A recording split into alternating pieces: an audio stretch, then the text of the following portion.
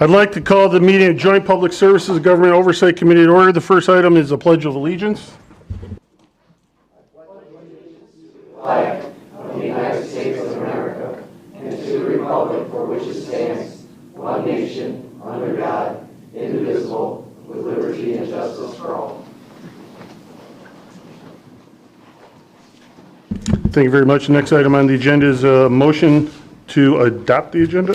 Can I have it? Motion by Romano to adopt the agenda. Support Van Sickle. Motion by Romano to adopt the agenda, supported by Van Sickle. Any questions, comments? I know. Please vote.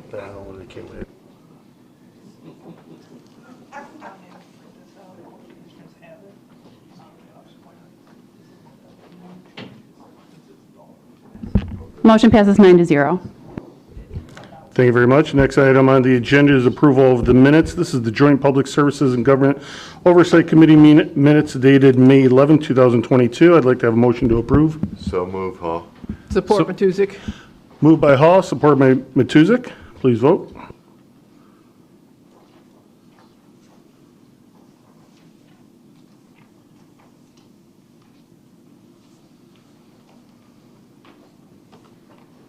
Motion passes 9-0. Thank you very much. Next item on the agenda is public participation. This is the first opportunity for public participation. It's for those who wish to speak for a maximum of 3 minutes on an item which is on today's agenda. Second opportunity for public participation is for those who wish to speak on any issue later in the meeting. Good afternoon. My name is Don Frizzard. Most of you don't know me. Yeah, if you can turn your microphone on, Don. Oh, the big one. There you go. Testing? Okay, thanks. Thank you. I'm Don Frizzard. I'm Pete Lucido's chief assistant, and he just wanted me to come up and remind everybody that there's an open house tomorrow at the prosecutor's office, and he just wants to show you give you some updates on what your efforts have done to modernize that and to just let you know what he's up to and what's going on there. So anybody who wants to come by, just let us know. We'd like to get a little bit of a head count. That's all. Thanks a lot. Thank you very much, Don. Do appreciate it. If you can turn the microphone off. Appreciate it. Thank you. Anybody else that'd like to participate in public participation? Seeing no one else, we're going to move on to presentations. First one is about our roads. There's been a lot of questions over the course of the last 18 months about funding, how it's all done. So Commissioner Matuzik. When he put together the committee, we had folks there from Macomb County Roads, we had folks from SEMCOG, we had folks from the Michigan Department of Transportation, we had people who run trucks on the roads, all of these people who are experts in roads. And for 9 months, we sat around that table, and every meeting someone would say, well, I didn't know that. Well, I didn't know that's how that worked. I didn't know that's who made the decision. So what we did is we put together a presentation. I assure you it's much longer than the one we're giving you. That's very Clinton Township specific, but we've taken out all the Clinton Township specific stuff because we really talk about what kinds of roads there are, how are they funded, what are the sources of funding, and who makes the decisions about that funding. And I think it's very helpful because every time Brian comes before us, people ask lots of questions about this kind of road or that kind of road. So this is a very abbreviated version, and I'm going to turn it over to Paul. All right. Well, I will do my best to get through it as fast as I can. Commissioner Matuzik, I appreciate the invite. Commissioners, it's good to be with you. It's good to be back. It's been some time. I like what you've done with the place. Kind of shrank the amount of desks here. So one of the things that we learned within this process is that no one fully understands road funding. It is a sort of tangled web that legislators, I didn't understand it when I was a county commissioner as a local official trying to navigate it, particularly from the standpoint of being a township. It's been extremely difficult, but when we went out to ask the question, what do our residents want to see us address? The first issue that rose to the top was roads. So we put together this subcommittee, and our task was to sort of unravel this, if you will. We appointed all these folks. We brought in a bunch of additional folks with subject matter expertise, and we were very appreciative of having the Macomb County Department of Roads as part of it. So these are kind of the steps that we went through: separate myth from reality, identify the types of roads, how are roads funded, determine who is responsible for making road decisions, how can Clinton Township compete for more road dollars, and ultimately leading to fixing more roads within the township. Those two last were the Clinton Township specific, so So they apply to everybody. So this is the challenge, obviously. Go in any sort of like group setting, the Christmas party, the 4th of July picnic, whatever it may be, ask the question, where's the problem with roads in Michigan? You're going to get a plethora of answers. Some of them are complete nonsense. Others are the real deal. Ranges from using inferior materials, politicians don't spend dollars wisely, there's no warranty like in Europe, it's the weight limits, not enough money, building new versus fixing existing. We don't know why, but the roads in northern Michigan are pristine. Basically, people say, I don't care, I just want my road fixed. So when you ask the question, how do I get my road fixed? And when people ask that, the question is, what kind of road do you live on? There are different types of roads, obviously, to go through these, and this is somewhat elementary, but of course, this presentation is designed more for the public. But the interstate highway system, there are state roads. The state roads are basically the M roads. M3, M59, M97 are the examples within Clinton Township, M53 in many of your communities. There's the county primary roads, so the Harper, the Garfield, Hayes examples, the mile roads within our pretty much all of our communities. The residential streets, otherwise known as, in many cases, subdivision streets, and then there's private roads that are under the jurisdiction of condos and apartment complexes and things of that nature. So there is a system for evaluating the quality and the conditions of roads. It's called PASER, the Pavement Surface Evaluation and Rating System. They actually go train people, and then they drive the roads, and then they provide these rankings on them. So if we break them down into two types, residential streets and the primary roads, these are the primary roads in Clinton Township. And what you'll see here is that within the township, an older established community, but a township, which is a different form than a lot of the cities and the villages, and these are 2018 rankings, 46 miles out of the 101 mile of road is ranked in the poor category. Subdivision streets, if you take a look at the red, this is what happened in 10 years, 2008 to 2018. Going from 41 miles of road to 92 miles of subdivision streets that are literally 3 or below. So then, of course, we get to the question, how do we pay for roads? And who's making the decisions on where that funding goes? So first of all, the road funding sources: federal gas taxes, state gas taxes, state vehicle registration, which is actually higher than the gas tax now. I was surprised to learn that. The state general fund, those general fund transfers that the legislature has appropriated. Local community voted millages. Some communities have them, some don't.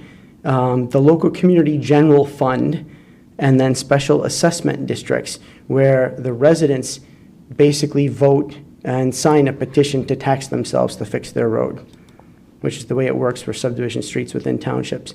As we began to chart road funding, this is what it looks like. It's pretty crazy when you think about it. So in order to understand it, what we did is we broke it down. The federal process, obviously the federal gas tax, the federal general fund, those dollars go to Capitol Hill. 75% of those dollars are reserved to the state. 25% go into the local road, federal aid eligible road program. Now they need to have somebody that basically is going to determine what is a federal aid eligible road, and so they contract, in a sense, the feds do, with a regional planning agency. In our case, it's SEMCOG. The SEMCOG comes up with the Transportation Improvement Plan, and then they develop what they call a federal aid committee, and that federal aid committee works directly with your county Department of Roads. to make decisions on where those dollars go. So at the state level, sources of funds, car registration fees, state gas and diesel tax, and the state general fund. So those dollars go to MDOT. Administrative fees obviously come off the top. The Michigan Transportation Fund is divided up this way. 39% to the state for fixing the M roads in a sense, and then 39% to county road agencies. And if you're a city or a village, you get your own road dollars. That's the 22% allocation appropriated directly from the MTF to your local community. So how this works at the local level, this is kind of small here, even on my screen. Is there?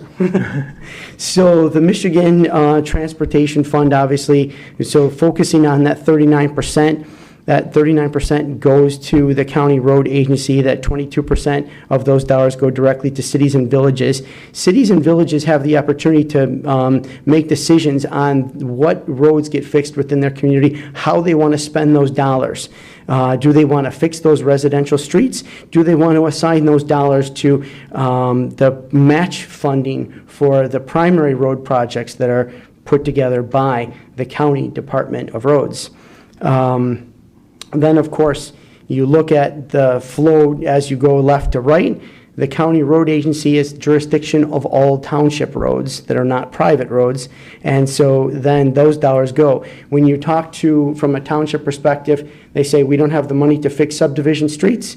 We will only focus on the primary roads. If you want subdivision streets fixed, then you're going to have to do a special assessment district. With the exception of a grant program, which we'll talk a little bit more about later. But basically, all programs done with state dollars require a match. That match funding has to come from someplace. If you don't have a millage in your local community, those dollars come from the general fund of your community. So the major problem, that funding formula is determined by Public Act 51. That is the funding formula at the state level. One of the major problems with Public Act 51 is it has not substantially changed since 1951. And think about what we were in 1951. The state didn't have a Mackinac Bridge. We had 2 peninsulas. I could go we have a whole slide on this. It's kind of fun. Here's the bigger problem with Public Act 51. Dollars are appropriated based upon the center line mile of the road versus lane miles. And so when you drive up north and you say, how come those roads are so wonderful up there and the roads in my community are falling apart? This is basically what it looks like. Those 2-lane roads get the same dollar per funding as our 5-lane roads. And that becomes the crux of the problem. So road projects, as I indicated, require that 50 to 60% match. Federal projects, federal dollars, we want to get as much of them as we possibly can, because that isn't 80% funded by the feds, 10% by the locals, and 10% generally by the County Department of Roads. Because cities receive their own dollars from the MTF, they have the opportunity to use those dollars or use general fund dollars. Townships do not get that funding source from the MTF. And so not only are we having to use general fund or adopt a millage, we are having to compete with a lot of growth areas in the north of the county. And as a result of that, we're in competition for the same dollars. So basically, if you're a township, quite frankly, even if you're a city in Macomb County, our County Department of Roads is the main decision makers here. And so they are working with the local communities. They are in charge of and have jurisdiction over the township roads. They work with SEMCOG and the federal aid committees. They get those dollars from the MTF, and they administer the subdivision grant program, the $2 million. So then the next question out of people's, from what we hear from them, how much does a road cost? So these are figures that actually the County Department of Roads provided us. I want to draw your attention to 2 specific line items, and that is if you want to take a 2-lane road and turn it into a 5-lane road, $9 million per mile. If you want to take a 5-lane concrete road and grind it down and do a asphalt overlay, $2.5 million a mile. Rehabilitate and resurface a 2-lane road with bypass and turn lanes, $1.5 million a mile. This, of course, these figures were before ARPA, and now we're seeing all of those prices dramatically increase. So for primary roads, this is what we've done. Making better internal decisions as a community, be ready when there's a call for projects, especially federal aid eligible Paul, roads. if I can interrupt. Yes, sir. We're trying to keep it Macomb County centric, not Clinton Township. Yep, So yep. if you can And finish so- up, I'd appreciate it. Thank you. I'm getting there. So commit general fund dollars as we can, which is the struggle for all local communities, Commissioner. One of the things we did in the local community, come up with a new scoring process. So we're making better decisions rather than saying, hey, we've gotten a lot of calls on this road. Take a look at the PASER ratings, take a look at the traffic volumes, take a look at the high priority safety locations, take a look at where we have underground utility, equity, essential services, and flooding risk. And then, of course, we know that money spent on roads is an exponential investment within your community. Future projects on tap. We spend $7 million. It turns out to $35 million in investment within our community. Subdivisions, very briefly, if you live in a township, I think this is relevant to you, any township, this is the process for a special assessment district. So your people have to come to their local community, they have to say, hey, we want to get our road fixed, how do we do it? Oh, you need to create this district, you need to do an estimate as the local community. The residents then take that, go out to their folks in their neighborhood within that district and try to get more than 50% of the residents to sign on to tax themselves. In a sense, $20,000 per resident in order to get your subdivision street fixed. And so all of these projects coming forward are saying we can't do that unless we get the match from the subdivision grant program. Here's what we have on tap. The neighborhoods that have approached us to get their street fixed within the township equals $6.5 million. Every single one of those projects has said, we can't do this without the county match. There's no way our folks will support it. There's no way they'll sign for it. They can't afford $20,000. Then, of course, so obviously some of the pictures on here, but the idea is one of these projects is a road that costs $3 million alone because of its size. We would have to break it up into 3 different districts and do it over 3 years. One street broken up over 3 years. So that's some of the challenges, and I don't think we're alone in that, and I appreciate the opportunity, and I'm happy to entertain any questions that you may have.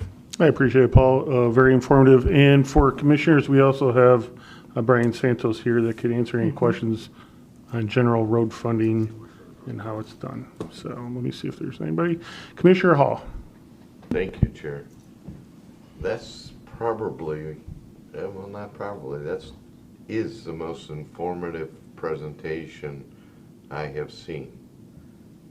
Not only graphically, but the data input into it, so congratulations to you guys.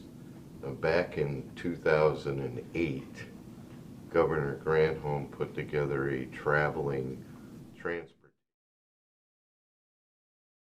into any type of dialogue. The first question was, and Candace will appreciate this, who's going to pay for it? Where's the money coming from? Are you expecting us, the residents, to pay more? We pay enough. And I find it almost humorous, Paul, when you put the questions up there that they all ask. Those questions have not changed since PA 51. Let's put it that way. Therein lies the issue, and until Lansing decides some way to deal with that particular subject, and it's been attempted, and Jeff will confirm it, on numerous occasions when we were up there, and probably way before that, this situation just keeps getting worse and worse and worse. especially with the costs now skyrocketing for labor and materials versus what it was in '08. So if you guys can make this available, I think it's informative enough to take to our local districts, into our council meetings, and present it to them. So I'd like to make that request to you. That's And it's a great actually job. exactly what we've been doing with this. I mean, we have spoken to clubs in the chamber and the knitting and crochet senior group at the library, and they all cared test about group. this. I mean, it's remarkable to me. I mean, people sat and paid attention and asked really good questions. It's been a very helpful educational tool, and it's certainly helped me better understand so I can answer constituent questions. But it's a show worth taking on the road because we all get questions about road funding and why you're not funding my road.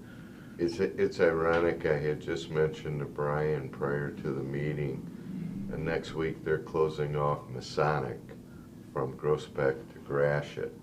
That makes 14-mile road Masonic, 13-mile road Gratiot, and Utica all under construction and closed down. I had to divert to get out of my subdivision because those were all the exits that we had. So there's a lot of work, especially Gratiot. My goodness. There's a lot of work going on out there, but the need is so much greater. And fortunately, the local municipalities don't have to pay for Gratiot, but the other ones, the matching funds come in. So once again, thank you very much for the presentation. So Thank you, Commissioner Kleinfeld. Thank you, Chair. A couple of things. The funding mechanism is different between townships and cities. But if you look at the city roads, they have also deteriorated dramatically over 10 years. While they get the funding directly, there's no question that they don't get enough funding to do the roads. I'm absolutely shocked when I drive around my city of the condition of the roads compared to 10 years ago. We're not improving, we're not even trying to maintain, and I think that that's a shame. When the rest of the world is modernizing everything, we can't even maintain what we have. So, and we're not going to change Act 51. I think the best chance we have is with any new funding that it doesn't flow through Act 51. I think that's the fight that has to be made in Lansing. But I agree wholeheartedly. You know, we've got to come to this is more important than anything else we do. This decides whether businesses come here or not. If the trucks can't drive on our roads, they're not coming or they're leaving. And so I think that's really important. Thank you very much for the presentation.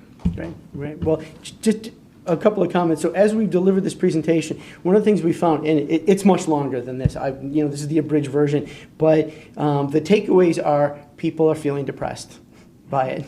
There are some points of light, however, in here, and that is when we're able to show, okay, this is what we've done in this span of time. This is what we've got on tap in this small span of time. It's exponentially increased the amount of projects that we've got. We've got ARPA funds. You all have ARPA funds. We're saying expand the subdivision road program. Help us get more of those dollars out. How do we create wins? As a local community, we're looking at these ARPA funds and saying, okay, if we're going to get this infusion of cash from the feds, how do we increase it? How do we show the public that we have the ability to say, we leverage those dollars for that much more money coming into our community? So what we're saying is a third, a third, a third. If we can expand that subdivision grant program, you give all townships the ability to say, hey, we've got federal funds from the county, federal funds from the local community, and from the residents. Everybody's dollars produced a 200% return. And so it's things like that I think that getting creative. Julie told me about, Commissioner Matuzak explained to me this great decision of buying the federal dollars. Just incredible. 80 cents on the dollar you're paying for federal money for communities that don't have them. This is great stuff, and we appreciate creative solutions. But the problems, we're sliding back rather than moving forward as from a local community perspective, and I'm not alone in this, so, I know this is Clinton Township, somewhat centric, but in the same vein, I think we're all facing these same challenges. No, it was very informative. Appreciate it. Commissioner Zinner. Thank you, Chair. And I don't know if Paul can answer this question or Brian. I'm getting calls and emails from citizens where I live about a grant for a subdivision redo. In the $500,000, does that money, is that put for something specific, or does it just go to the whole project? I would defer to the Department of Roads on that question, but I would say most likely it would be whatever Actually, if the total we're gonna have cost of the Brian come up. project is. Yeah, let's have Brian come up. Half of it.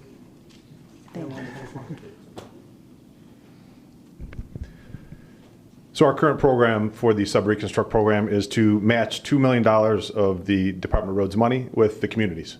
So as part of that requirement, any particular project has $1 million cap total cost.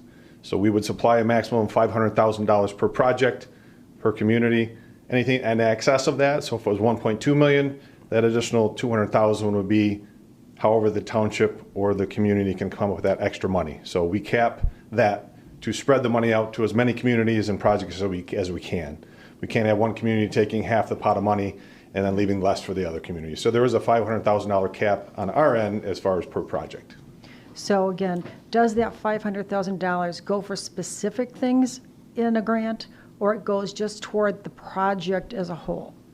It goes towards the project as a whole. So it'd be the construction, design, inspection, everything included with that. There's an overall cost. So the overall cost, we cap at $1 million. That's the design, the construction, the inspection, the testing, everything to complete that project. All right. Thank you very much, sir. You're welcome. Thank you both. Thank you. Commissioner Matuzak. I just wanted to point out that we had some slides in there specific to Clinton Township about the PASER ratings and changes over time. All of that is available for your communities as well. So you could get that and be able to demonstrate to residents that you're speaking to what the PASER ratings look like, how it's changed over time. It's a very useful thing. Thank you, Mr. Chair. Thank you. Now, I had the one slide was SEMCOG. Someone asked me earlier if we have what the state roads and primary roads, which ones. I believe that's supplied by SEMCOG as well. Chair Brown. Thank you, Mr. Chairman. Thank you for the good program. Thank you for bringing it forward. It's good information to have, and being around this board for a long time, it's presentation that's needed, obviously, and need to be given out. For budget considerations, Brian and JP sitting over there, let's look at considering doubling that program for the subdivision of the program. Certainly, that's a request that there's more needs than wants, of course, but we got to balance everything, and that's not a lot of money considering the amount of demands that we all hear on a daily basis. I'm scheduled to go to Washington Township for a meeting with a bunch of angry residents, and I may not come out alive, but I'm going there anyway into the pit, and going to tell them that they're on their own. But fortunately, that's a good program the road department's put out, have that match program. It wasn't here for the longest time, but like everything else, it's a balancing act of money and sliding scales. But so I don't want a decision now. I don't want to comment. I want to hear put it out there, so we're going to come back and. I have better news where it might not have any impact to the county's general fund. We actually have a request with the state legislature right now to facilitate to what we're referring to as a neighborhood infrastructure stabilization program. We've laid out the merits of a number of the elements that Treasurer Gillingham laid out for Clinton Township and illustrated our capacity through our subdivision reconstruct program to request from the legislature a straight allocation to our local program that would be able to look at raising some of the caps that we have on the dollars and being a bit more creative with bringing in some of those state dollars.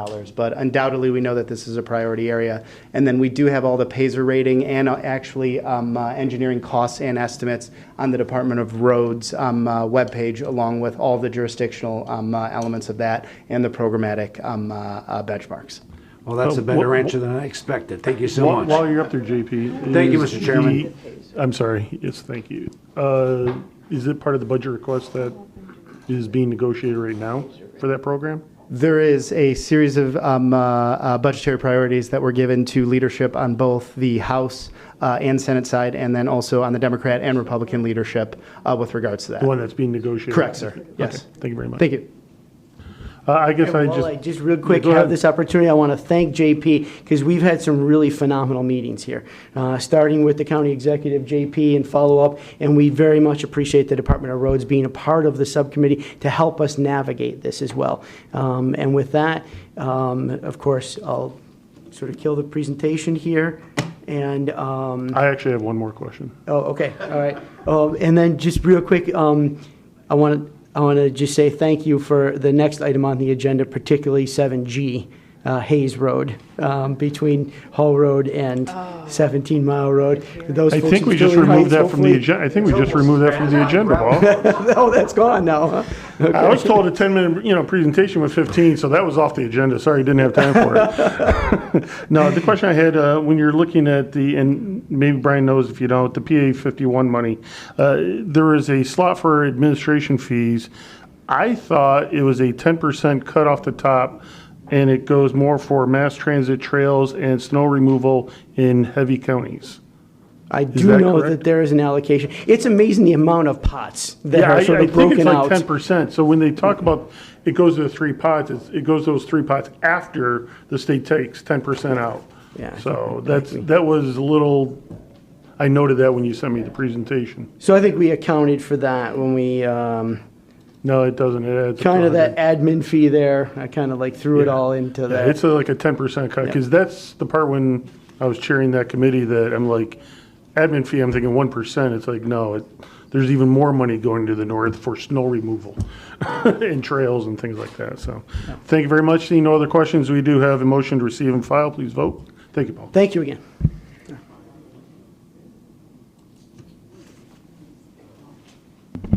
Motion passes 9-0.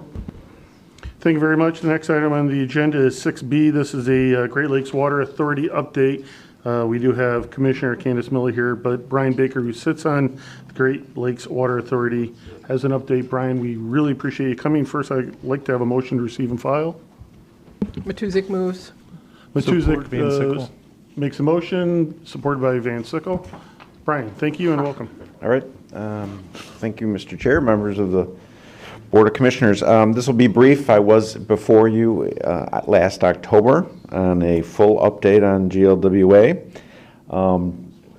To be just a summary, as you know, GLWA was formed as part of the Detroit bankruptcy, and GLWA took over as the regional wholesale provider of water and sewer services from DWSD, and that was 6-7 years ago. Macomb did object to that lease agreement. It's a $50 million annual lease agreement that we are paying to DWSD. We objected because of the board makeup, Detroit's 2 votes, and the Highland Park issue, which I'm here today to talk about. I'll give you a little bit of an update. So, as you likely know, Highland Park had not been paying, not fully paying their wholesale water and sewer charges. The right, unlike any other community, to pay a fixed 1996 rate in perpetuity. So that is what they're arguing. They've lost judgments and are seeking appeals and endless delays. And GLWA charges the suburbs for unpaid Highland Park bills, and that is per past agreements. And that would require Detroit to change that agreement, which is unlikely. So last year, as you know, Highland Park stopped paying anything. They had been paying 40-50%. They stopped paying anything. So that led to another GLWA rate increase for Highland Park's bad debt for this July. As you probably noticed, Macomb put up a fight on this issue. We argued, back when GLWA was formed, when the debt was only $20 million, that it should have been resolved back then in order to get a deal on the formation of the GLWA. When Highland Park stopped paying last year, Mark Hackle and Candace Miller led a letter to the governor explaining our concerns. We more recently let the communities know how much they've been actually paying over the last 10 years towards Highland Park's debt. It's $13.5 million that 18 communities have been paying. Candace and Mark also held a press conference to highlight the issues and began a letter writing campaign that the locals would send a letter to the governor stating their amounts that they've been paying, asking for the state assistance.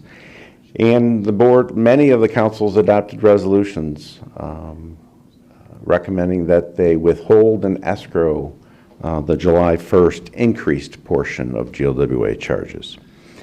That was all designed to get the state to act on this issue. We also, Mark through the mid-board, or Candace through the mid-board, filed an amicus brief with the court, as well as OMID, as well as Southeast Sanitary Macomb District.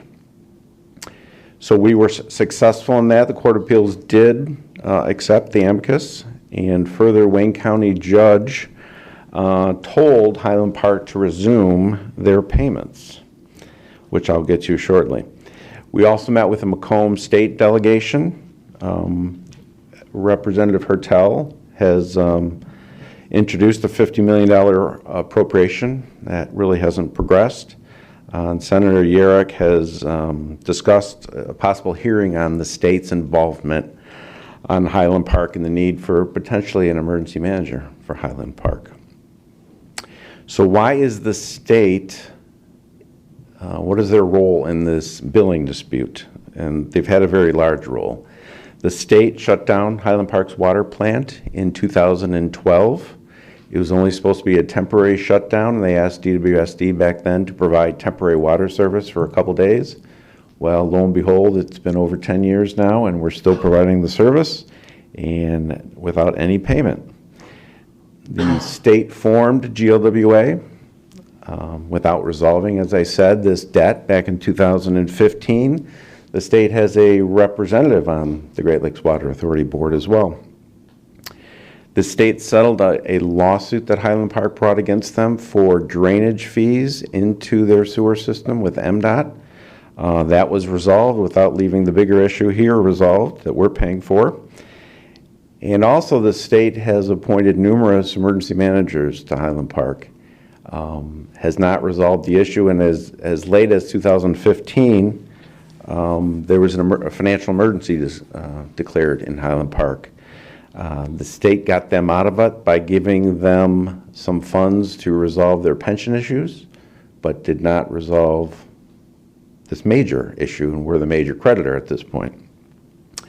And at the end of the day, you know, cities are creatures of the state, and if a community has to go bankrupt, the state will get involved, and it is partly their responsibility. So the governor did respond last month, saying the state is staying out of this billing dispute, as it's being called, but did refer to a $25 million appropriation that GLWA received from the state for infrastructure.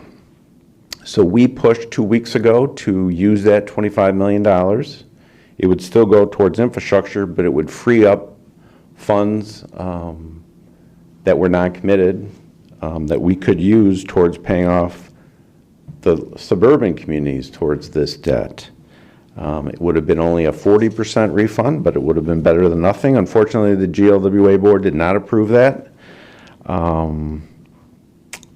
Macomb and the state rep did vote in favor, but unfortunately Detroit did not approve that. They would not have shared in that $25 million refund because they weren't paying into that debt. And unfortunately, Oakland and Wayne chose to support Detroit. Our focus was on the ratepayers and getting some of this money back for the short term while we work on a long-term fix. The board did, however, roll back the rate increase for Highland Park debt for July 1. It was $6.7 million. So it is a partial victory, not a complete solution. GLWA's action was based on Highland Park starting now to make payments, partial payments again.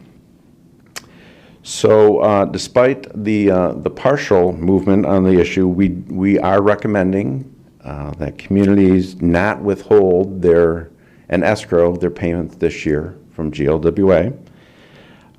Their bill amounts have now been reduced by the amount they would have escrowed because of the rate decrease.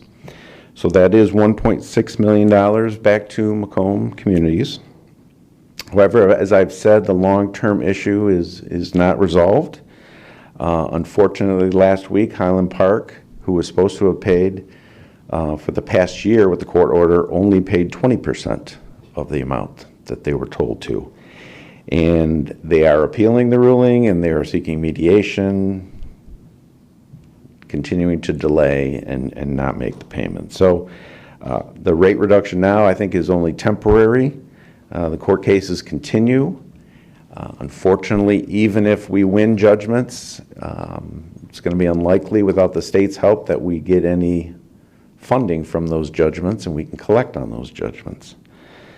So we will continue to press the issue. The state is aware of the issue. It's not going away, and we continue to push this issue to help resolve it for the suburbs. Real briefly, another item is the GLWA search. We did receive 60 applications. We interviewed 7 people, narrowed it down to final 2. The board was split 3-3. It was between an external candidate from DC Water and the internal acting CEO of GLWA. The board was split. Subsequently, the board did vote 5-1 to make an offer to the DC Water individual. I voted for the internal candidate, the acting CEO. Several days later, the external candidate withdrew their name from consideration. So we are back to the board likely making an offer and approving the interim CEO to be the permanent CEO. And finally, the flood investigation from last summer. The GLWA internally, the management hired 2 engineering firms to conduct a full review of the 2 incidents, June and July of last summer. The board also hired an independent engineering firm to review the board, or to review management's roles and give us a independent perspective on the causes and potential recommendations. So both investigations concluded essentially the same thing, that the system was not designed large enough for the severe rain event.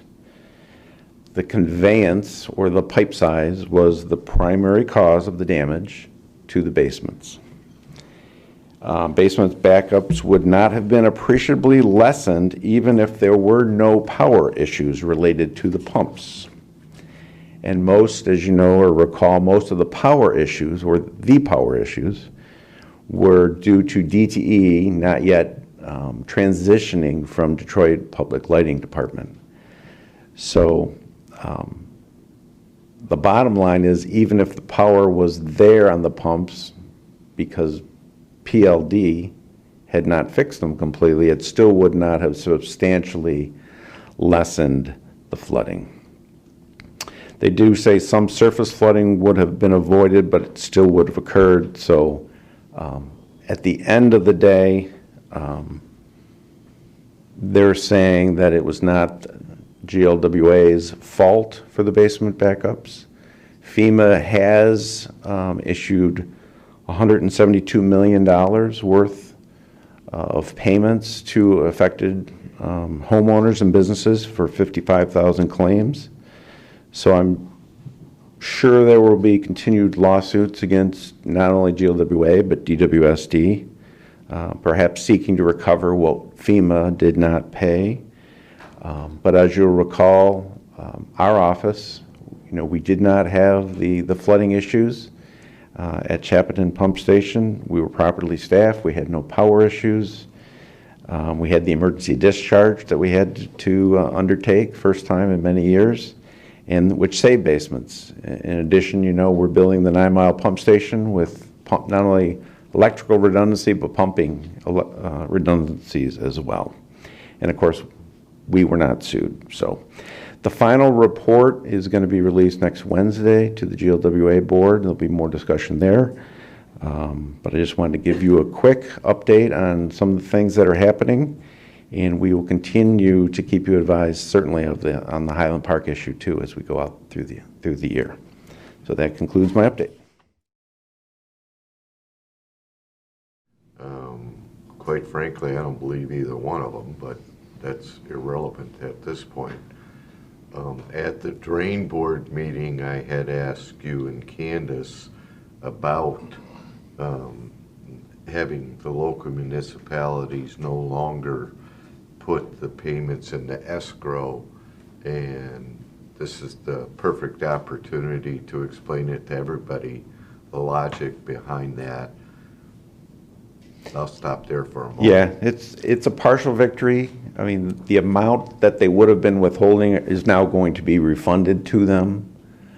So that's the good news. The bad news is we didn't get everything we wanted, and likely the debt is going to continue to increase. So it's kicking the can down the road a little bit. Hopefully the governor, later on this year can.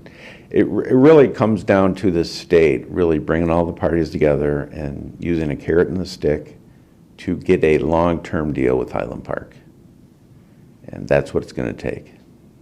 And that's what we've been waiting for 10 years, is that what you said? Correct. Correct.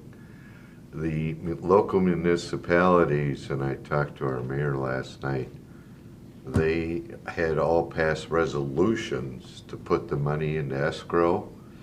And well, I can't quote his response completely, but part of it was, why should I not continue doing that? Yeah. And in reading the article, I know Candace, you and Mark explained that it was a partial victory. They're saying not enough. Yeah. So I don't know how you get the local municipalities to reverse the resolutions their councils adopted. Yeah. Well, the new payments don't start until July 1st. I've talked to Sterling Heights, for example, so they're aware of potentially reversing their resolutions. I think at the end of the day, and Candace says it well as well, that GLWA is a cooperative, right? We are the shareholders. And if the whole point of withholding and escrowing was to get the state's attention. We don't want to hurt GLWA bond ratings. They have a $300 million bond sale this summer. Could potentially impact their bond ratings. If that happens, we all pay more in an interest rate for the next 30 years. So we're really hurting ourselves, but we do want to strike a balance between getting the state's attention, right? Which I think we've successfully done. Hasn't been resolved yet, but they've certainly heard from the communities and know about the issue. It's the timing of resolving the issue at this point. And I believe you said that's a 1-year deal at this particular juncture. Next year they could change and increase the rates higher than what they reduced them this year, right? That's absolutely right, especially if Highland Park only paid 20%. 20% is better than 0%, but 100% is the thing that stops the debt from rising. And I can only imagine your frustration. I watched you on some of these Zoom meetings. You do a phenomenal job in representing Macomb County, but the frustration in dealing with the surrounding counties and cities has got to be overwhelming. So I think you said you had a full head of hair when you started that job, but that's okay. That's all I have, Chairman. Thank you. Thanks for what you do. Thank you. Commissioner Kleinfeld? Thank you, Chair. Brian, how many entities are in GLWA? 112 water customers. I believe there's 78 sewer customers. So how did it fall on the 18? The 18. Oh, 18 Macomb communities is what I was referring to. And it falls on communities in other counties as well? Oh, yeah. Oakland is the largest. Well, the reason I and then asked Wayne. is in the drain board, you talked about how they wouldn't come to an agreement because they weren't going to get a piece of the pie, sort of. Detroit would not get a piece of the pie. But Is Detroit out anything in this? No. So they wanted a piece of the recovery on something that they're not out on. The 25 million would have gone back to the people who have paid the Highland Park debt. Detroit hadn't paid it, so they wouldn't have been benefited. So they voted no. If they keep that 25 million in the system, especially the sewer side, they pay 40% of the sewer side. So they'd prefer to keep that money and use it for something that would offset their 40%. Yeah. So with regard to the escrows, if Mayor Taylor, if we follow this and we say, hey, we're just going to keep doing this, don't you think that would force this 10-year-old issue? Don't you think they just gave us a year reprieve, and what they could come back next year and do is jack up the rates to cover this year while we all foolishly, or the communities foolishly, stop doing the escrow. I understand the bond rating situation, but wouldn't this really get somebody's attention if the city said, you know what, not until it's actually resolved?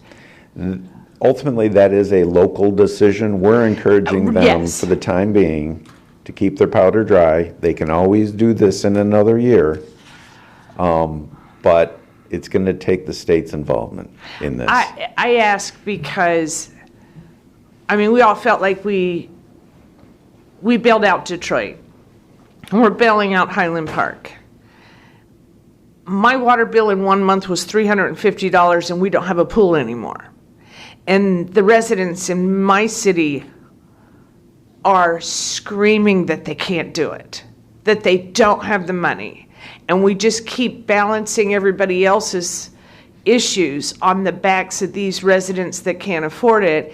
I understand the bond rating thing, but if we really want to get this resolved, I think we do got it. We do. Not we. It's not our issue. You're right. It's local communities that I'm speaking about, not us as a commission. Since Brian works for me, he won't mind if I steal his mic here just for a moment, but I wanted him to do the update. He's our rep, right, the Macomb County rep. So even though he's my chief deputy, he's Mark's appointee with the board's concurrence on GLWA. Listen, we're not going to get anything else happening this year. I don't care if we don't, in my opinion. If we escrow the funds or not, they couldn't care less. We're barking at the moon. We lost this fight, is what happened. Because the only thing that can happen here is the governor can step in and make some changes, and that's not happening. So when you think about us escrowing these funds, we really are hurting ourselves. As he says, we're a co-op. And, it does hurt our bond rating. And really, GLWA is a victim of Highland Park as well. So it's not us against GLWA, right? We're part of GLWA in this, and they are a victim because of the state. Not this governor. It started before, 10 years ago. But it's on this governor's watch now that we have to ask for some assistance here. And, the letter basically said, can you people work this out? So that's not happening. So we're just not, I don't see any more assistance coming from the state. The 25 million would have been a great start, but again, you saw what happened. He's always the only vote. Macomb, we're always out here. We just get rolled by Detroit. And unfortunately, Oakland, of course, Wayne County goes because the politics of Wayne is with Detroit, right? And Oakland County is most of the time hanging out with these guys on these issues. It's unfortunate, in my opinion. And we talked about this in Drain Board. I just wanted to clarify. If we had voted against, remember Sabatini always says, I voted against it. If we had voted against it, we would have still been in. We just would not have you at the table, we would not have anybody at the table as a rep. We wouldn't have a vote. Yeah, that We'd is still correct. be in, but we wouldn't have a vote. Yeah, well, our only out, you guys didn't have a choice. on your vote because of the way it was crafted. We did have an out on the lease agreement. We voted no, no one else did. Had Oakland voted no, we could have gotten a better deal. So they didn't, but you're absolutely right. If we voted no initially at the Board of Commissioners, we'd still be in it, but we wouldn't have a voice. Thank you. Chair Brown? Thank you. Regional cooperation. Boy, isn't it nice? You know, it is the state that needs to step in totally. They have $2.5 billion of unallocated money from Washington they just got as a gift. Landed right in their lap. We got a governor that's running for election right now. She wants to give $500 rebates to us to help us offset the cost of the economy. Well, these water bills will eat that up in a month's time for many households. She wants to do something to help the citizens of Michigan. She ought to step in and make this a priority for Southeast Michigan.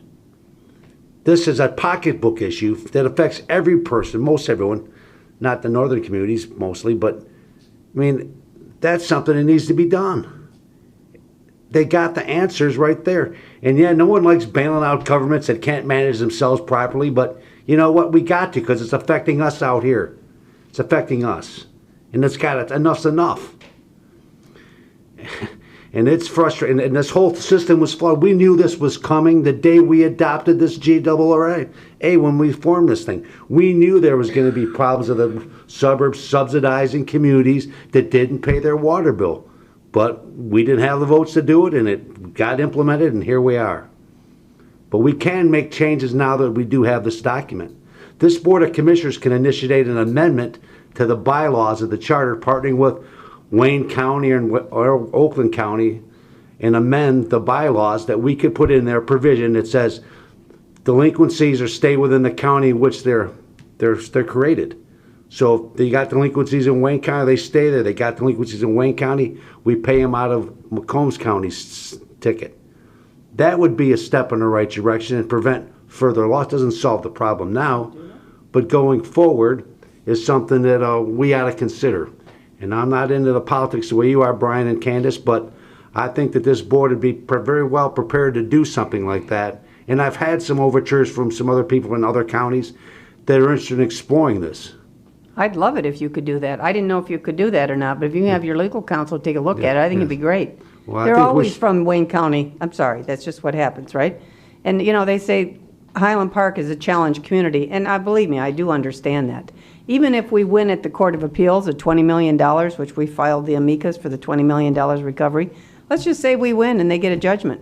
Where is that money coming from? You think they have $20 million in Highland Park? They don't even have an asset to sell. I mean, it's not, talk about a blood out of a turnip. It won't help. And so that's why talking about an emergency manager is correct. But yeah, if you could do something to make the, and when you talk about a challenged community, you might just drive around Veronica's community a little bit.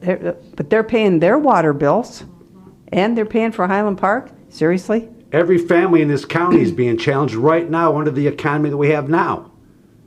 Every person is facing challenges. Some communities more so than others perhaps, but everyone's facing the challenge.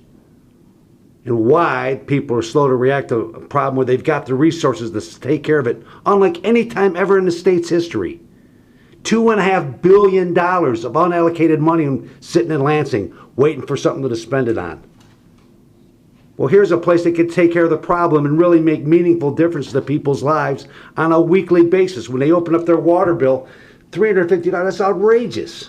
And there's probably greater ones. So, you know, you had this situation with the $25 million, right? Which was really went to GLWA for their infrastructure needs and different kinds of things. But they could have used that money, as Brian said, Mark, and I, you know, asked, and Brian brought it up at their board, to use the $25 million as at least a partial. It would have been about half of what was owed from Highland Park. Couldn't even get that through. I'm sure our bipartisan basis, our reps in the county would work with the governor to accomplish that if they needed their permission to do so with that money to help take care of this issue for us with GLWA. And then we'll work with you going forward to see what we can do to amend the bylaws to prevent this from happening in the future. Thank you, Mr. Chairman. Thank you. Commissioner Romano. Thank you, Chair. I'm not going to rechew my 1, 2, 3 different commissioners here because I totally agree with him. So let's set that aside. Let me change the music a little bit. Brian, Highland Park said something about $1 million they were owed. Can you explain that, please? So they were sued for $21 million, and we won a judgment. Highland Park came back and sued us, and the judge let that suit go to case evaluation. The evaluators came back and said, all right, you owe Highland Park $1 million. And everyone agreed that was an offset to the 21. So Highland Park should have paid us 20. Once it was signed, sealed, and we have affidavits from the court evaluators saying, yes, it was an offset. Highland Park said, no, it wasn't an offset. It was a final judgment. Meaning, we don't owe you the 21. That goes away. You owe us 1. And the judge, a Wayne County judge, agreed. The same guy who gave us the $21 million judgment. So everyone was like, you can't do that. You can't offset. A case evaluator cannot offset a final judgment of $21 million. So that right now is at the Court of Appeals. So that's being challenged right now in the Court of Absolutely, Appeals. but in the meantime, right, delay, they don't pay, it's, same old story. So that explains that $1 million versus 21. Last one out of Highland Park, turn off the lights. That's all I have. Thank you. Thank you very much. Brian, Candace, thank you very much for joining us. Seeing no other speakers, we do have a motion to receive and file. Please vote. Okay, thanks.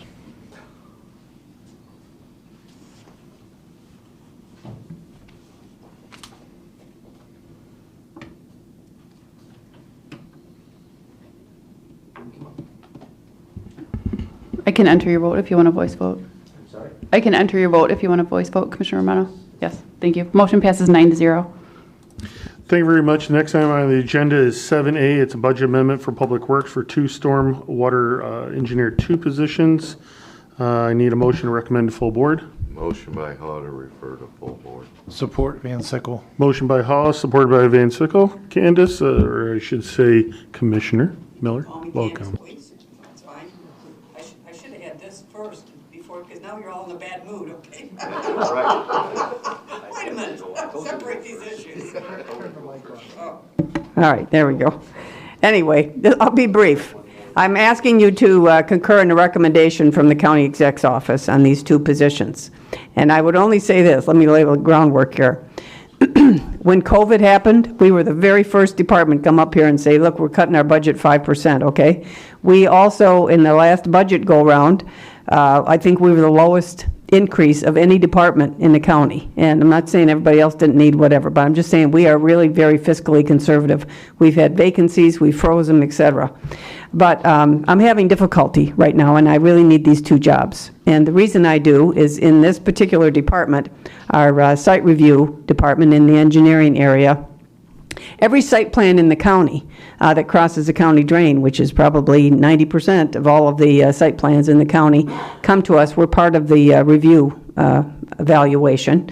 And in addition to that, we have had new stormwater standards which we're implementing, which are great for the environment, but they are very labor intensive, and it's sort of a new education, not only for ourselves, but also all of the consulting engineers and the planners and in the building department and of all the communities and all of the development community, et cetera. So we've been trying to do a lot of outreach. Anyway, long story short, we're trying to do our best. But when I always talk about this department, I always say, we think about the vision for our department as quality of life, water quality. How can we be a critical component of economic prosperity? And I know you all believe in that as well. And right now, I can't be a good critical component of economic prosperity when it's taken a developer sometimes 6 to 8 months to get through our site plan review. That's unacceptable. You know how much time and money this is costing these guys?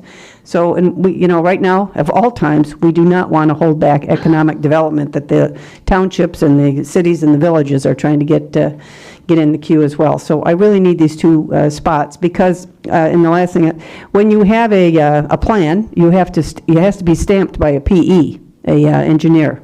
certified engineer. So I have a couple of reviewers, but I only have one PE stamping the plan. So all of this, I got to have these jobs. Otherwise, I don't know. I'm going to do the best we can if I don't get it, but we are really behind the 8 ball. And as I say, this is, the county exec's office is in favor of this and has recommended it, and I hope the board agrees. We do have a few questions. Commissioner Matuzak. Thank you. The positions in the recommendation go through the end of December, and then you note that there'll be personnel expenses moving forward. Am I assuming that these 2 positions will be in your regular budget request? Yes. Coming forward? Yes, they will be. Great. Thank you. Thank you, Mr. Chair. Thank you. Commissioner Kraft. Thank you, Mr. Chair. Candace, what's your overtime like right now? Is it through the roof? It depends, you know. Some of it, we're getting some of the, I mean, in this particular area, we have some that are taking overtime. Some of them don't want overtime. You can't force overtime on them, right? But the thing that's really the handicap there is because you've got to be a PE to stamp these plans. So even if my other people work overtime, they can't stamp the plans. Sure. We're really short here. Gotcha. Okay, Yeah. so these 2 would help alleviate that situation. And, obviously. you know, I do have overtime in other areas of the agency, obviously, as well, particularly with anytime we get all kinds of weather.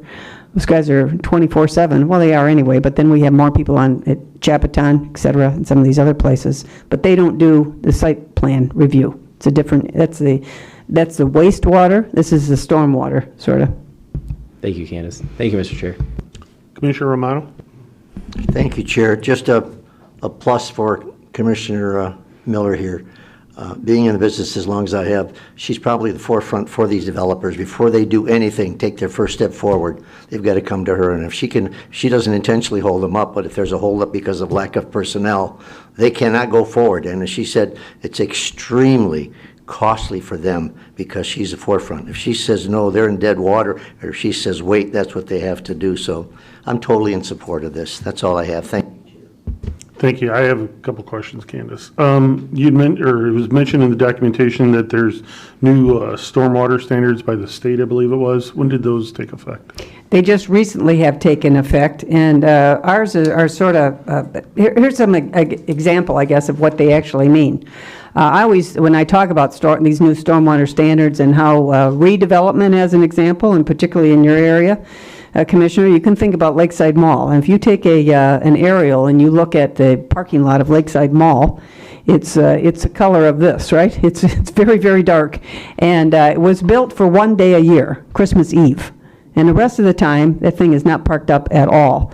And all of that stormwater is just shedding off of there. And there's a lot of areas like that where there's redevelopment taking place. These new stormwater standards require better for the environment, better for water quality, where you have to do swales and retention basins and all kinds of things. And we're doing that all over. New development, reconstruction or redevelopment, I should say. But it's new, and every developer comes in and says, well, I can't do that, I can't meet these new standards because economically it doesn't make sense. So that's the starting point. And we got to get them to, yes, you have to comply. We want to help you along the way here. So anyway, it's taking an incredible amount of time. Although we've done a lot of outreach meetings with almost every municipality and all the engineers and developers and that. They're actually now, they'll come in first and say, you know, we think we could do this. Will this satisfy your stormwater standards? So we are trying to get ahead of it, but still, I'm very short-staffed. So the new standards have taken place since the last budget season? That's what I'm trying to get to. When did they? In the fall, yeah. Last year. So we could have seen this coming before the budget was done? We should have, except I kept telling my guys, listen, you don't need more help. We're going to get this done. What we did is we went out and hired a consulting engineer to help us with it at $180 an hour, okay? I'm thinking, this is crazy. This doesn't make economic sense for us, for the county, for anybody. So here I am, hat in hand. Help me. Yeah, so if we do bring these positions on, we would no longer need the contract consultant, correct? No. But yet the money's being switched from general funds over to payroll instead of from contract services to payroll. If you can explain that? Yep. Yeah, so we are paying these out of some of the limited drain funds that we have, some of the contractors. We also had a part-time person. That person is also coming out of those funds that we won't need to do anymore. So to answer your direct point, we thought with new technology that would help. The Blue Beam is the receipt of these plans electronically. We thought that would streamline things. It has, but not to a high enough degree. We implemented a new manual for the communities to look at. So we did all these things not thinking that we thought we'd be able to get by. And unfortunately, the number of plans that we're getting per budget staff member has doubled. In what time frame? Over the last several years. So this has been a several-year thing. That coupled then with the new stormwater standards, which slows everything down, coupled with only one person, the manager, having a PE, no one else does. All of that slowed everything down, and we're getting a lot of complaints now from developers. So. Okay, I guess my final question is, currently you have engineer twos that don't have the professional engineer certificate. If you're bringing in people with the PE designation, they're still being brought in at the lower level of the professional engineer two and not at a higher level? More than likely, we have to post for these positions. If we get a PE, we probably will put them at the top. If we can't get a PE, they won't be at the top. And I think they also get some kind of stipend from the county, like $1,200 if they have that certification. So. Excellent. Seeing no other speakers, thank you very much, Brian, Candace. Appreciate it. And we do have a motion to refer to full board. Please vote.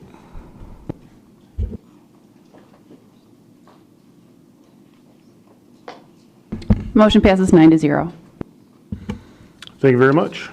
Next item on the agenda is 7B. This is a budget amendment for Planning Economic Development Consumers Energy Foundation. Can I have a motion to recommend to full board? Motion by Romano. Support Matusik. Motion made by Romano, supported by Matuzik. And we have Gary Santoro. Gary? Is it Jerry or Gary? Jerry. Jerry, thank you very much. Welcome. So we applied for a grant. The button on the face. We applied for this grant about 5 months ago. And Planet Awards is a relatively new program through Consumers Energy that looks at land, water, and air. And fortunately, trees sort of touch on all three of those areas. And we included that in our application. This is the largest philanthropic or other agency other than government award that we've received for this particular program. So it's a delight to get this money because we have a very big need in Macomb County. As you know from the 2012 census regional study determined that the greatest concentration of residential density was in the southern part of Macomb County into southeast Oakland County, including the Grosse Pointes, even more dense than the city of Detroit, which has more vacant lots for green space and trees to grow up in. So we were in our particular unusual area after being devastated by several different tree diseases, going back to Dutch elms, emerald ash, and just the legacy of the trees and the age of some of the trees in some of the older communities. They did not have money to replace them on a regular basis, so we were less than 20% tree canopy cover in this particular area. So about 5 years ago, we created the Green Macomb Urban Forestry Partnership, concentrating along the main branch of the Clinton River and south, including those communities as a whole. To identify this, we got great support through, originally through ITC and the state to put a program together, and it's grown every single year. We have a great partnership with the Blue Water Conservation District for a tree sale on an annual basis, but we still need great funding. We average less than 20% tree canopy cover. The recommended tree canopy cover for a healthy community is in excess of 40%. So think like just west of Mount Clemens here along Wilson Street and some of those other streets with the mature canopy where there's been a maintained tree program for decades. Those come close to getting that 40% tree canopy cover. You can also look like at a Grosse Pointe Park or like at Pleasant Ridge. They also achieve that 40%, but nowhere in Macomb County do we actually get to that level. So with this being said, we need all the funding that we can get to promote tree plantings, both in public areas, and that's typically what these grants are good for. And then we use the Blue Water Conservation District to get more tree plantings in on private property because those are purchased through individuals. So we're pretty happy about this funding that comes to us immediately. We can start spending the money as long as we have a budget adjustment, and that's what we're here asking for today, so that we can accept the check that's already been mailed to us and put it in our coffers and start spending the money. So, sounds good. Commissioner Matuzak. Thank you. Just, I think this is a great idea, and I'm excited we got this money. Where are the trees going to go, and who makes that decision? So there's a couple of points within the grant that they had asked us to predominantly plant in the areas where they do have customers, which matches exactly with the 12 communities that we identified plus Macomb Township. However, that doesn't mean if there's a really good project outside of that area that we wouldn't consider that. If it has some really good value that can be proven, we will look at those as well. So how would who makes the decision about where these trees go? Is there a process? Yeah, to that's apply? done through our department, through the other grants. We've had, I think, 4 GLWA grants pass through already, and with each of those, we set up a sub-award program with the local governments where they provide 50% match for each tree. That's based on them digging the holes at the time of planting, doing maintenance on them, watering them for 2 years until they're established. Without this maintenance agreement, you have a 40% fail in new tree plantings. We're seeing less than 10%. So we're actually having great success with our program. We make them sign that contract when they apply for the trees, and then each tree has a equivalent value of what we're providing them with the tree stock. Does that make sense? Yep. All right. Thank you. Thank you, Mr. Chair. Commissioner Van Sickle. Thank you, Chair. I'm just curious, how big are these trees? Are we talking like 8 to 12 feet, or what size? Yeah, they usually do it what's an inch caliber, which is like at a 6-foot height. You look at the trunk, the average size of the trunk, and that's usually a 1.5 to 2 inch caliper. So it's going to usually have a root ball, or it's going to be a containerized tree. Depending on the species, it could be anywhere from 8 or sometimes up to 15 feet already. So they're going to be some of the larger stock that you're going to see at the nurseries. When you say 1.5 inches, you're talking the diameter of the trunk? diameter of the trunk at that point, yeah. And I'm sorry, it's at 4.5, not 6 foot, up above the grade. Oh, okay. Thank you. Thank you, Chair. Thank you. Seeing no other speakers, we do have a motion before us to recommend full board. Please vote. Thank you very much, Jerry. Appreciate it.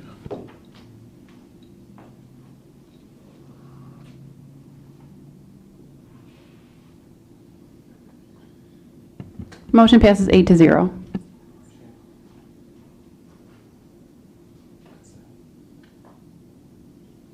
Next up, item is 7C. There's a contract with Cadillac Asphalt for the West Road Rehabilitation. I'd like to have a motion recommend full board.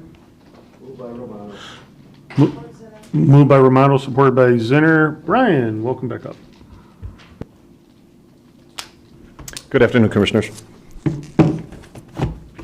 Yes, seeking approval for a contract with Cadillac Asphalt on West Road. It's a rehabilitation project from Mound to Van Dyke. This is a local agency project, so it's a local road that we partner with the community. So the community pays 60%, we pay 40%. So once again, seeking approval of this contract with Cadillac Asphalt. Seeing no speakers, please vote.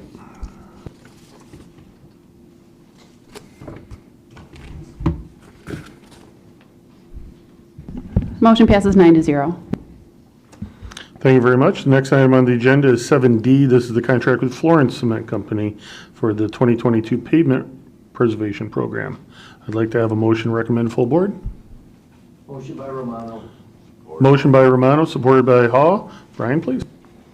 Yes, seeking approval of a annual contract that we do. It is our annual pavement preservation program, which is our concrete program. We have a similar one for asphalt that you had approved previously, but this is our concrete. So seeking approval for a contract for Florence Cement in the amount of $3,707,307.73.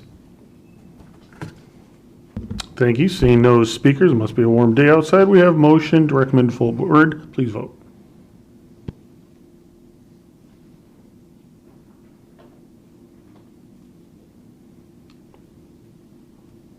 Motion passes 9-0. Thank you very much. Next, we'll go to 7E. This is the contract with PK Contracting for the 2022 Special Pavement Marking Project. Chair, without objection, I'll make the motion E through K for full board, since he's going to be up there explaining them all anyways. Yeah, I was going to combine the other two groups, but I'll accept that. If someone want to I'll support it. move by Hall to combine E through K, supported by Romano. So you just wanted me to brief on all? You get them all. Okay, perfect. Yes, this is once again an annual program for special pavement markings, which example that's stop bars, crosswalks, school markings, railroad crossings. It's obviously looked at every year by our traffic department and put together annually. This is 100% McDoor cost that we have as far as a program. Item H, which is the MDOT contract for Capac Road resurfacing project in the amount of $371,000. This is road dollars that are derived from our rural pavement preservation program. So we get federal funds for our rural roads, which are at the north end. So we get 80% federal participation. So the county cost is $74,200 out of that amount, which is equal to 20%. G is MDOT contract seeking approval for Hayes Road resurfacing from M59 to 18 Mile Road. So it's still on here. That's also Paul should be happy from Clinton. Once again, that is 80% federally funded, 20% local match, which means that we pay 10% as the road department, as does the community, splits that at the other 10%. Item H is approval or seeking approval of MDOT contract Powell Road resurfacing from 32 to 33 Mile Road. Once again, there's 80% federal funds involved, 20% local match. So the road department would be 10%, and the surrounding three communities would be the balance of the other 10% as far as the local match. Item I, which would be once again an MDOT contract for Callens Road, Heidenreich, and 21 Mile Road bridge maintenance. That is preventive maintenance for those locations, total cost of $511,700. Once again, that is a 80-20, 80% federal participation with 20% being Department of Roads match. Item J is a cost share agreement with St. Clair Shores for work in their community, concrete repair project along Harper Avenue from 9 Mile to 11 Mile Road.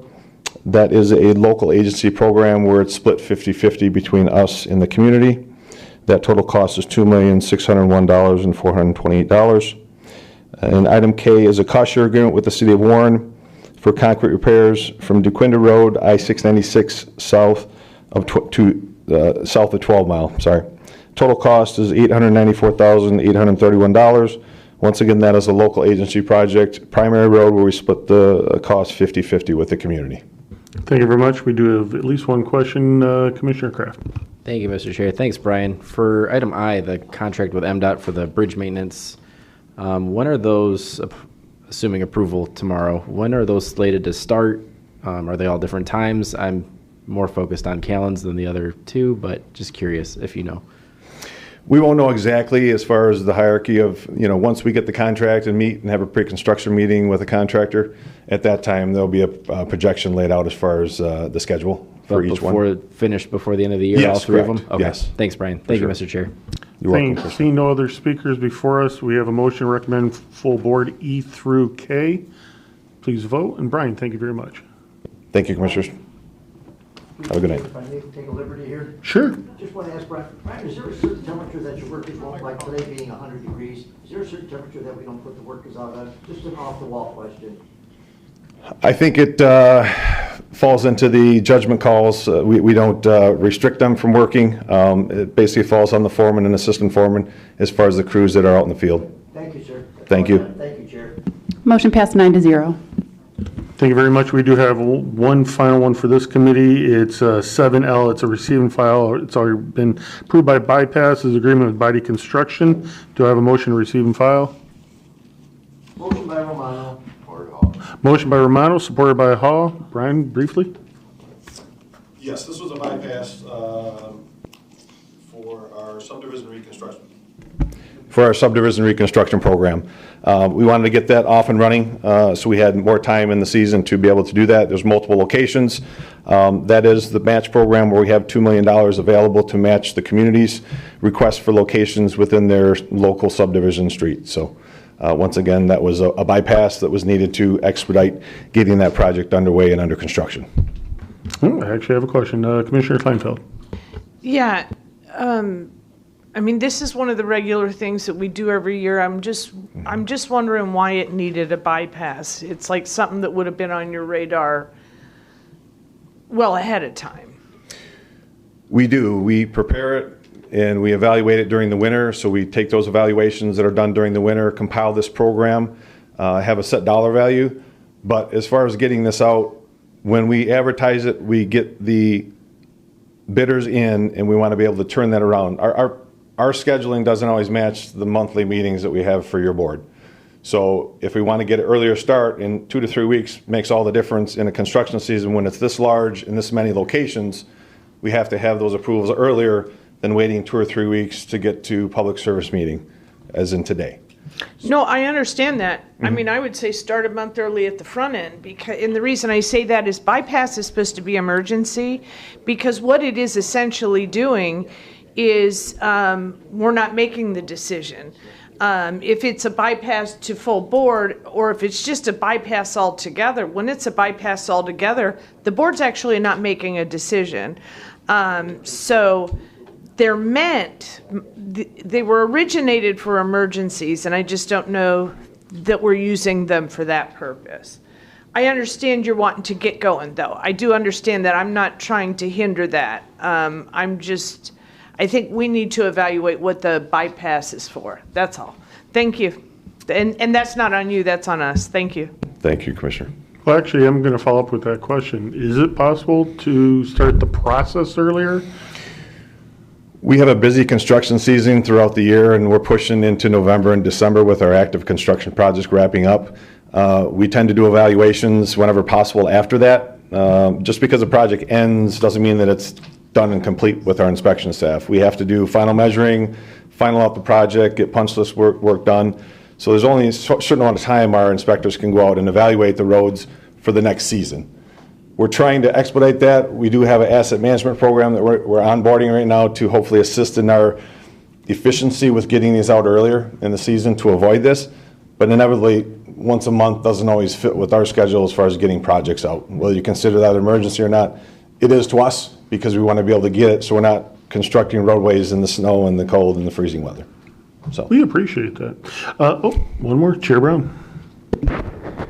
I appreciate that, Brian, about the 1 month, but really, it's not on us, it's on you. I mean, you have to move that project schedule. If you have to move it back or accelerate it, if you got a lot of work coming, Flo, it's about project management, right? You got a lot of work coming in November. You got limited staff, perhaps, but maybe you can contract some of it out. I mean, they got a point here. I mean,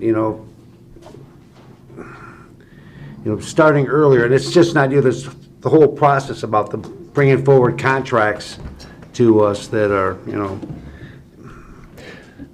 at the last minute that we know that they're coming to go back and just, you know they're coming, just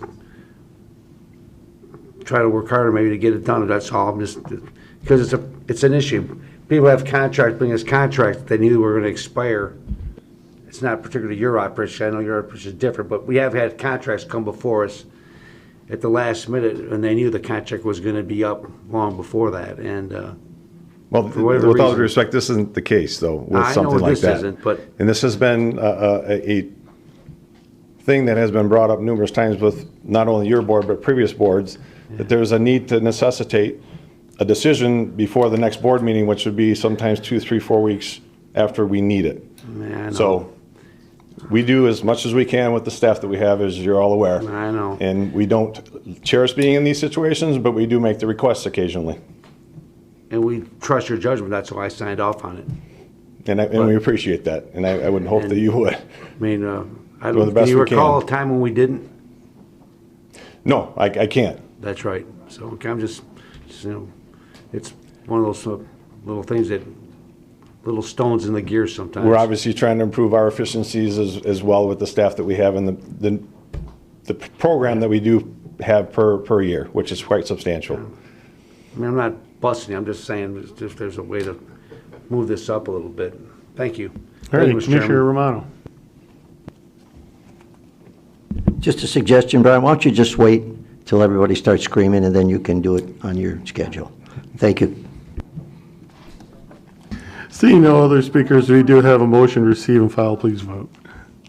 I had one more. I'll just address it under comments.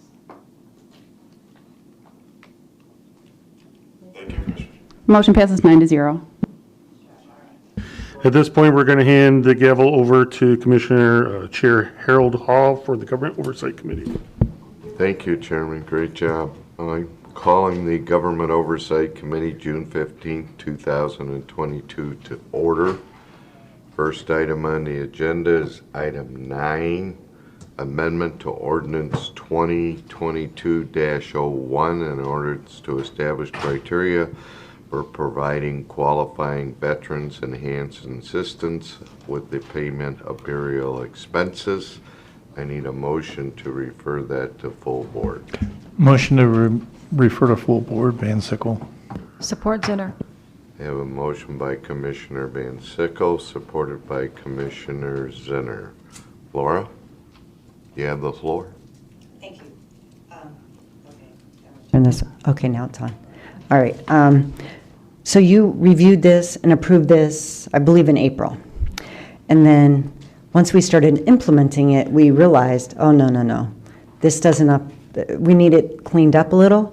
And a couple of the changes that we went back to corporate counsel for them to review and agree on was, the big thing here is, I have a copy of the statute, and then they have a copy, or they interpret the statute. And even though it was written in 1950, 1940, actually 1911, I have it right here, that it says it's paid to the spouse.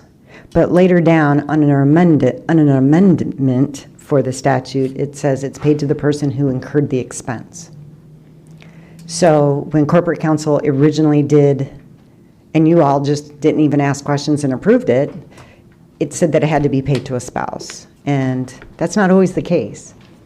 We pay to neighbors, we pay to children, we pay to an appointed executor of the estate, and we pay a lot directly to the funeral home. And we do have, not a lot, but we do have at least a dozen unclaimed remains a year that go through Vic's funeral home. So we will pay that stipend to them directly. So that was one of the changes. And then the other change was, according to the state guidelines on how long we hold our files, corporate counsel thought, oh, we should keep it 7 years. But the state rule says 2, current year plus 2. So we had that updated to the 3 years. And those are the 2 changes. Thank you. Seeing no speaker, please vote.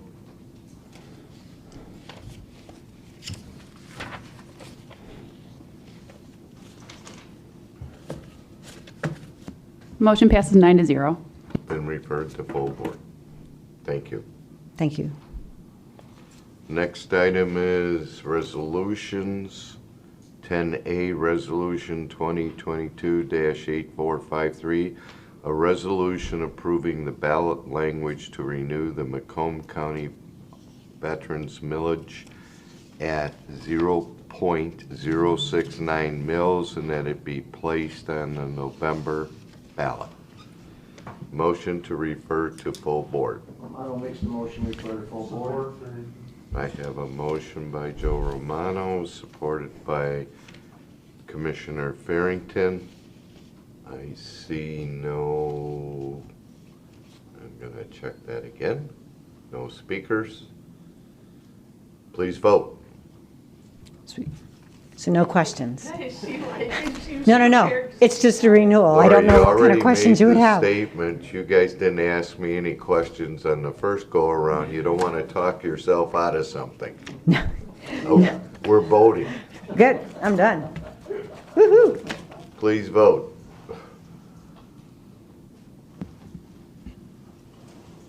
Motion passes 9-0. See that? Worked out perfect. Next item is 10B, Resolution 2022-8438, a resolution approving language for a Macomb County public transportation millage of 0.9615 mils to support the operation of the Suburban Mobility Authority for Regional Transportation, better known as SMART, to appear on the November 8th, 2022 ballot.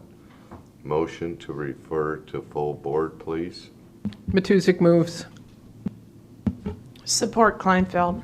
I have a motion by Commissioner Matuzak, supported by Commissioner Kleinfeld. Seeing no speakers. Oh, I got. Oh, you jump in late, Joe, but that's okay. Commissioner Romano. Is that because you like me to let me speak? Yeah, something like that. Yeah. You know, we got the sheet regarding the smart, my mic. Again. We got this sheet that's giving us a breakdown of what the smart millage would cost. And I'm looking at a home here in Macomb County for $200,000 value. It would be $96.15 annually.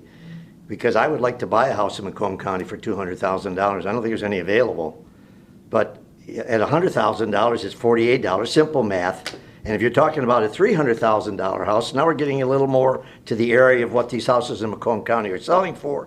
You're talking about $134 a year. I'm in Sterling Heights, and very few of my people use this smart bus. And I'd like to opt out of it, but I can't. There's no way that I can possibly do this. I want to just throw in my 2 cents. I will be voting no on this. Thank you, Chair. Thank you. Commissioner Kleinfeld.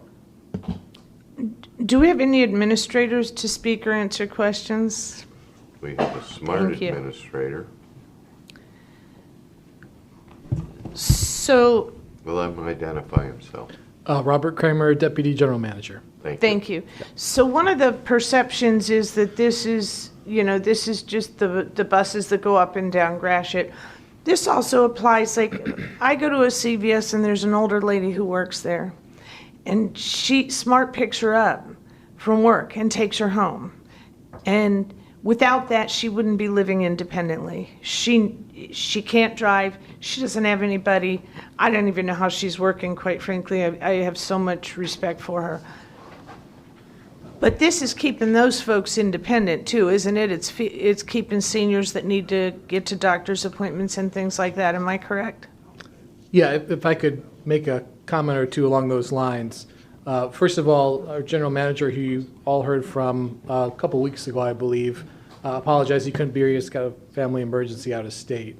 But I think it's important to remember that all of the things that SMART does for tens of thousands of residents in Macomb County, businesses, social services, community centers, is all thanks to the support that this board has shown SMART since the 90s with the property tax millage, and that's no small feat.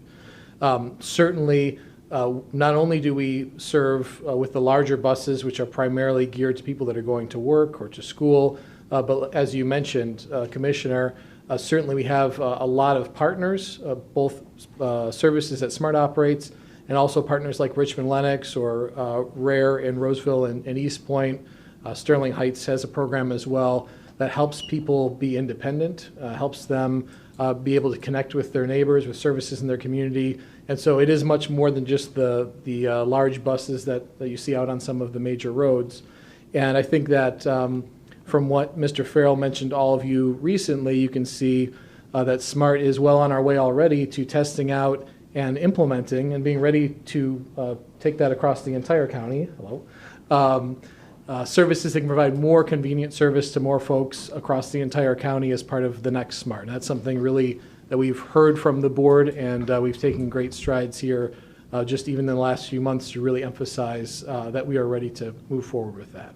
Okay, and there are a lot of speakers, so I'm just going to be very brief. I'm not slamming the buses. They're full where I am. There's a whole lot of folks that rely on them to get to and from work, and they're working, and you know they're making it, and I want to keep them working. So so I don't want it to come across like that's my issue is those big buses. It isn't. I was just pointing out another avenue. Thank you, Chair. Commissioner Van Sickle. Thank you, Chair. Good afternoon. I'd like to see SMART be able to contract with the various jurisdictions so that if a jurisdiction happens to not need as many SMART services, they don't have to pay for what they don't need. But also, on the other hand, if a jurisdiction would like more SMART services, right now they can't get them because they're lumped in with everybody else. And so then they'd be able to contract for additional SMART services, which would satisfy their needs better. So I'd like to see it go up and down and have it be turned over to the individual jurisdictions. The other thing is for all the individual rides, we have private sector Ubers and taxis and all kinds of things that we might be able to contract with and supply these rides for individuals in some of these areas that aren't as populated, maybe at a little more economical price than having the county really fund SMART through this. So I'm looking at letting the jurisdictions have more autonomy in this whole decision for themselves. Thank you. Thank you, Chair. Thank you. Commissioner Zinner. Thank you, Chair. I think that's a great idea, but at this time in my district, I've talked to the board leaders in both of my cities, my city and my township, and we use SMART. There are a lot of people who use SMART. It isn't just in the summertime for the summer activities. A lot of elderly, a lot of people who need to get places, doctor's offices, shopping, wherever they have to go, they use the SMART. And business people. I said before, there's a businessman, maybe a group that had SMART create a stop in the north end of Harrison Township. And when different workers come to our area and work for somebody, other people that are acquainted will say, we'll use whoever, let's say Jason. Jason, to the friend, they'll say, is Jason working for you, next week? Jason, can I hire you for whatever job? So then they get other jobs, and they serve needs because they don't have anybody else to do these other jobs. So I think it'd be great to do what Commissioner Van Sickle said, but until that's available, my whole district it really wants SMART. Thank you very much. Thank you, Chair. Thank you, Commissioner. Commissioner Farrington. Thank you, Chair. A question I have, Wayne County, Oakland County both have the ability, individual communities to opt out. What would the process be for Macomb County communities to take the same action? The mechanism that Wayne and Oakland County each use is they've created a authority under Public Act 196. And so basically, essentially communities who want to opt into that authority can do so. once the authority is created. And then the authority, as on its own, actually, each authority in Wayne and Oakland has a little bit different relationship with their county that hosts them, so to speak. But the authority then can make decisions about the rate or the duration, what they want to do within their member communities. And that authority was formed by their boards of commissioners? I believe, again, it's two separate authorities, and I believe that was the process. But This is something I asked of this board months ago, and told it was too complicated, so I'm a hard no. Thank you. Commissioner Matuzak. Thank you, Mr. Chair. What I'm most critical about SMART is the connectivity, that sort of final mile thing that doesn't work really well. In general, I am a huge supporter. I see the big buses because I live along major roads, but more importantly, I see the small little buses, and I know that my colleague thinks that people in Sterling Heights don't use it. But they do. They use the small buses. They go to the doctor's office. They go to the drugstore. They go to the supermarket. We can't think of SMART as just the big, long buses that run along the major trunk routes. In fact, the Gratiot route is, I've discovered, the busiest route in the entire system. More people move up and down Gratiot than anywhere else. But the small buses, and I think I'm really excited about the moving to the basically on-demand rides, which SMART says they can do for really small amount of money for people. We had the presentation at the older, I can never do this, older citizens. Older adults. I always want to say older citizens. I don't know why. The older adults, and we talked about that seniors are basically going to be able to ride for $1. I mean, small dollar amounts, and sometimes as low as 50 cents.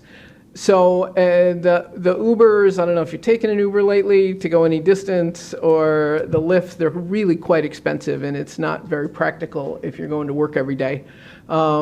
So I'm very much in favor of this. I think that the on-demand service, which you're trying out, which you're going to expand, I think the small buses, which lots and lots of communities use, and if they're not using them efficiently, I put that on the community, because SMART is more than happy to figure out how to get communities using these buses more efficiently and more often.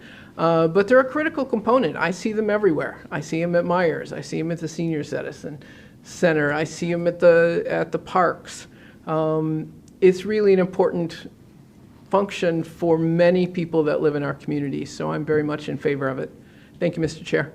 Thank you. Commissioner Romano. One second, I never do this. You know that. I never do this. But you know, I understand. I do understand what Commissioner Matuzak is talking about. Transportation is vital. A lot of people need it. I think way back when this came back to us, when Leon Drollet was still here, we asked for a count. Can we get a count of the number of riders that use the SMART bus? But when you take into consideration the cost of the buses, the purchase of the new buses, the repairs, and now the gas, the salaries of those people driving the buses, the legacy cost of those people driving those buses. I think we can honestly get taxi cabs to drive these people around and save money when you get the total overall cost. Now, I'm limited to probably Van Dyke because that's my main thoroughfare. That's what I see. And unfortunately, I've climbed on a SMART bus only to get off of it again. Climb on and get off, just to take a look, because I can't see through the clouded windows, and I don't know if that's intentional, just so they can hide how many people are on the bus. But I've gotten on those buses at 16 mile, I've gotten on 14 mile, and I've gotten them at close to Lakeside. And I'm telling you, I've never seen more than a dozen people on those buses. Never. So again, my question is it cost efficient for us to continue with this? Is this cost efficient for us to not allow municipalities, as Commissioner, what is your name again over there? Mr. Farrington said that we should be able to opt out? Because I think if this was happening, there's absolutely no doubt in my mind that people in Sterling Heights would opt out. Thank you for allowing me for the second round. I pass. Commissioner Kleinfeld, second round. Just a quick clarification. We're not voting to levy a tax. We're voting to let the voters make a decision. I just want to clarify that. We're voting to put it on the ballot and let them make the decision. Thank you. That was the Commissioner Farrington. Just a comment on that last comment, but the vote goes to the entire county, not our individual communities. So the counties that put the least amount of money into SMART are the ones that use it the most. For those of us that represent the ones that put the more money into it and barely use it, they will lose to the majority. So same thing. Thank you. I'm waiting. Okay, my turn. He had mentioned Rare and Roseville. We do use the SMART service quite a bit, and it's veterans and seniors predominantly. The issue of gas and getting people to their employers is one of the biggest attributes that I see as a positive here. And I had made the note that, yeah, we're putting this on the ballot if the motion passes. Opting out, to me, will be a no vote. If the local municipalities collectively all vote no, we got a big problem across this county. And our friend Commissioner Gillette commented on our other subject a couple months ago, 911, about we should be proud Macomb County was the only one that wasn't involved in 911. I think I'm proud that Macomb County's not one that has opted out of this service. So seeing no other speakers, please vote.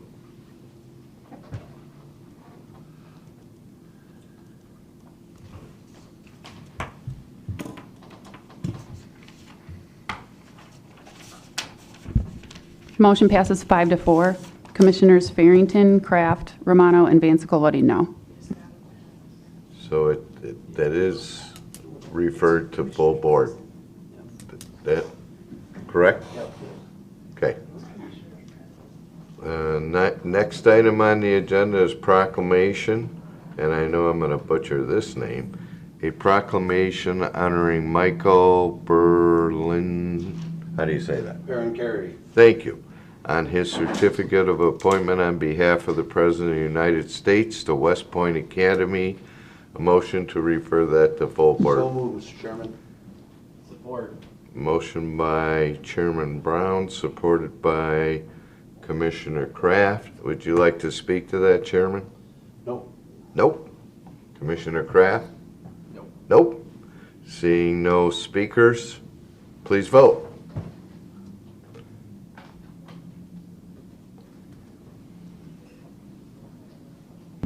Motion passes 8-0. Thank you. Next item is our second of two public hearings. It was to speak on any items for a maximum of 3 minutes. We're on the agenda or not on the agenda, on any issue. The opportunity is now.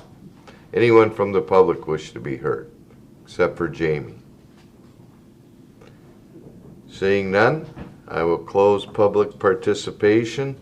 Next item is commissioners' comments, and my screen just went cuckoo, so if anybody would like to speak, Commissioner Kleinfeld. I just want to touch on the bypass with respect to roads. We do have other options. We can do full board approval in committee, which I think is a better idea than just doing a bypass where a handful of commissioners make the decision and then the rest of us receive and file. But also part of that is also on us because we've drastically condensed our meetings, which is good for us, but it does create a hardship for some of the departments when they need to have things approved in a certain period of time. And with respect to specifically with him, even if the proper committee isn't going to come up, if we have any committee up, the chair of that committee can relinquished to another committee, and we can do full board approval in committee, which would preserve the bypasses being for an emergency. That's all I have. Thank you. Any other commissioners wish to speak? Motion for adjournment. Next item is motion for adjournment. Commissioner Romano, supported by Commissioner Zinner. Please vote. We are adjourned. Thank you, and see you all tomorrow. One of your better meetings.